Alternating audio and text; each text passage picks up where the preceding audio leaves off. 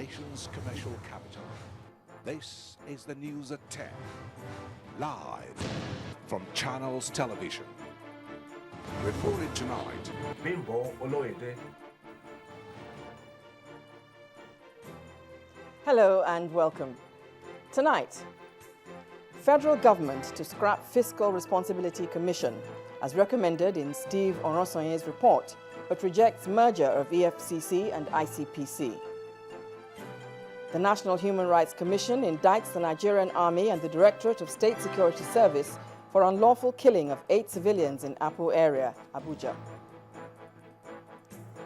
Ahead of tomorrow's 7th Lagos Economic Summit, economists list areas of priority for the forum.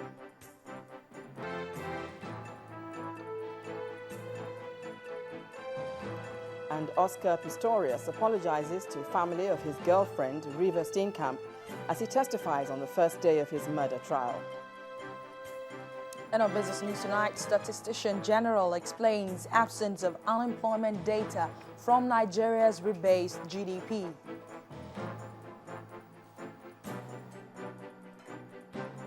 And on Sports News Tonight, Chelsea to battle French side Paris Saint-Germain, with the former champions looking to overturn a first leg 2-goal deficit in the UEFA Champions League. I'm Linda Kibe, and from Abuja, delegates to the National Conference reconvene, support severe punishment for corrupt officials, also back autonomy for local government.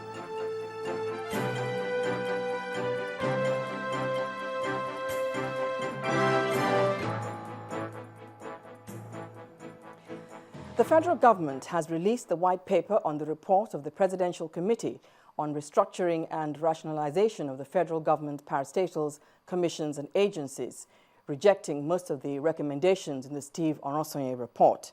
In the document released by the Office of the Attorney General of the Federation and Minister of Justice, the federal government rejected the recommendation to merge NTA, FRCN and VON.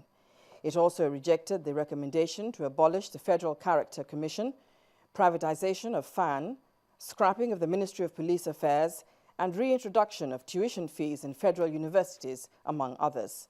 The accepted recommendations include scrapping of the Fiscal Responsibility Commission, repealing of the National Salaries, Income and Wages Commission law, scrapping of the National Poverty Eradication Program, NAPEP, merging of Nigeria Airways Management Authority, NAMA, Nigerian Civil Aviation Authority, NCAA, and the Nigeria Meteorological Agency, NIMET, and the partial commercialization of NIPOST.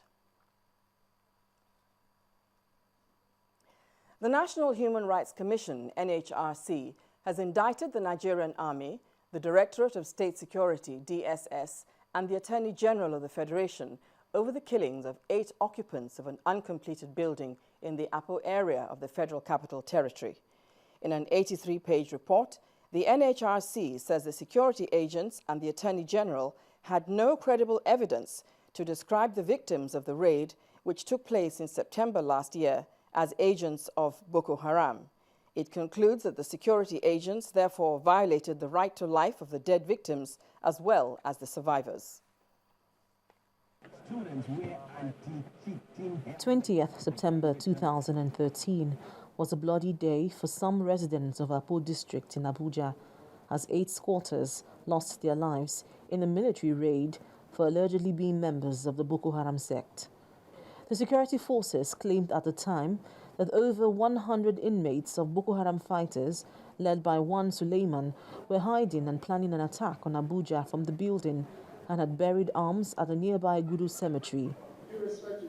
But in its final report, the National Human Rights Commission indicted the security agencies for unlawfully terminating the lives of innocent Nigerians. The Commission decides and hereby orders to be paid by the Government of the Federation the sum of 10 million naira as compensation for each of the deceased, or 80 million naira in respect of the 8 deceased persons.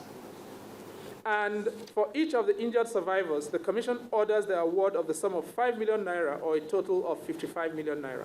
There is no credible evidence to suggest or show that the victims in this case were members of Jaliswaj or involved in direct participation in hostilities. They were therefore protected civilian non-combatants. Although the Assistant Director, Legal Services of the Defense Headquarters, Colonel Godwin Anyalemechi, says the findings of the commission will be contested in court, lawyer to the victims and the chairman of the National Commercial Tricycles and Motorcycles Owners and Riders Association of Nigeria applauded the findings of the commission. It's been a wonderful finding. The commission went through painstaking process to itemize the process of the incidents of Appo 8. And the submission of the commission is just apt. I'm very, very, very happy because I don't think that this thing will be happen like this, because we have tested at the National Assembly thinking that will happen like what is happening in the National Assembly, but we have thank God and everything has been ordered here. The commission also overturned the order to banish some of the youths from Abuja, saying the security forces had no power to banish citizens.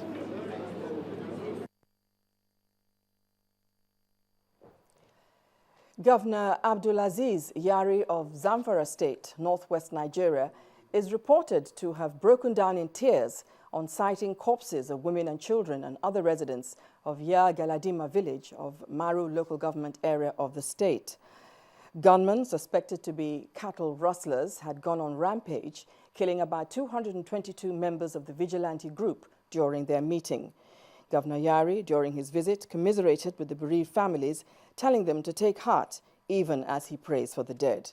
The Assistant Inspector General of Police, AIG Zone 10, Maman Sule, who visited with the governor and the Zamfara Police Commissioner, however, ruled out the high death toll, insisting that 79 people died in the dastardly act.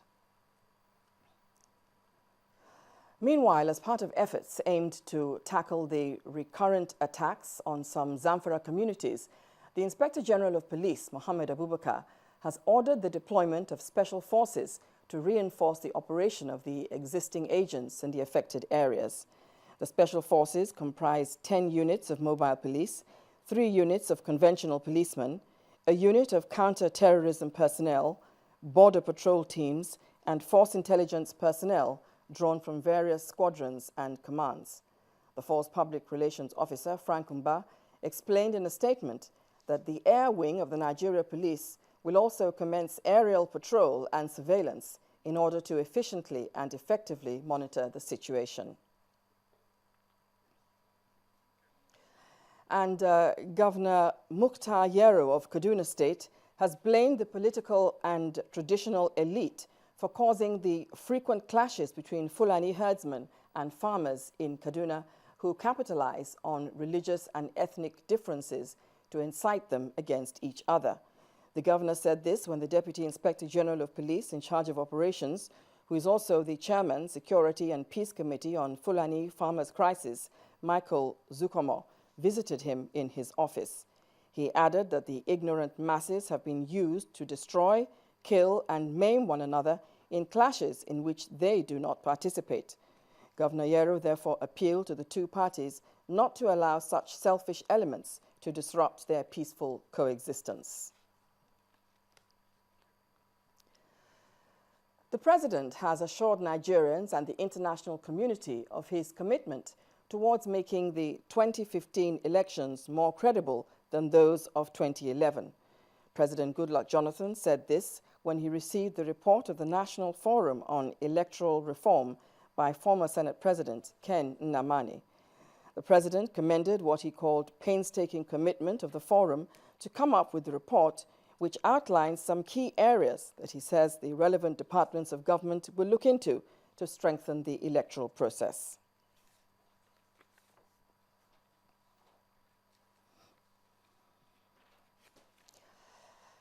Now you're looking at 6 suspected kidnappers believed to be behind the kidnapping of elder statesman Edwin Clark's son at Kiagbodo town in Delta State. The spokesperson of the State Police Command, DSP Celestina Kalu, told Channels Television that the suspects are being detained in the State Police headquarters in Asaba. Mr. Ebitemi Clark, who was abducted on Wednesday at the site of Edwin Clark University of Technology in Kiagbodo, Burutu local government area, was released after about 5 days in the kidnappers' den.